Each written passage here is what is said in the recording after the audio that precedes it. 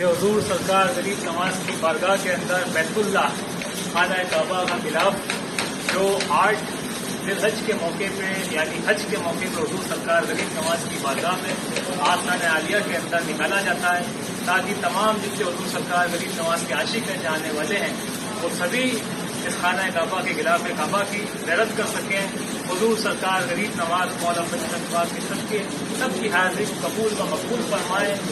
اللہ رب العالمین مولا پنجتن پاک کے سب کے اگلے سال تمام چاہنے والوں کو تمام عاشقوں کو بیت اللہ کا حج اور روزہ رسول اللہ صلی اللہ علیہ وسلم کی زیارت کا شرف و شرف عطا فرمائیں. اللہ سے دعا سب کے سب کو اپنی حفاظت میں اپنی پناہ میں رکھیں. اور یہ جو غلاف ہے یہ بہت قدیمی غلاف ہے جو حضور سرکار غریب نواز کی بارگاہ کے اندر پیش ہوا ہے اور یہ ترکی سے آیا ہے. جب ترکی کی حکومت تھی سعودی عرب کے اندر جب حضور سرکار غریب نواز کی بارگاہ میں یہ مقدس غلاف مقدس بارگاہ کے اندر بھیجا گیا ہے بطور تبرک. اور حضور سرکار غریب نواز کی بارگاہ میں ہر سال یہ غلاف کو نکالا جاتا ہے. مولا غریب نواز کرم شامل حال فرمائیں اہم کرم بدل فرمائیں. محمد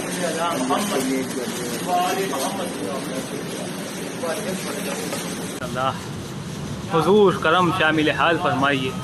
سبحان اللہ سبحان اللہ. خانہ کعبہ کا غلاف ہے یہ. سبحان اللہ سبحان اللہ. مولا ہند عطائے رسول کی بارگاہ میں ماشاء اللہ ماشاء اللہ. حضور نگاہ کرم نگاہ خاص فرمائیے.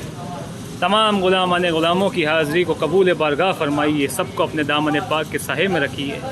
پنجتن پاک کے صدقے سب کو روزہ رسول اللہ اور حج بیت اللہ کی زیارت کا شرف مشرف عطا فرمائیے.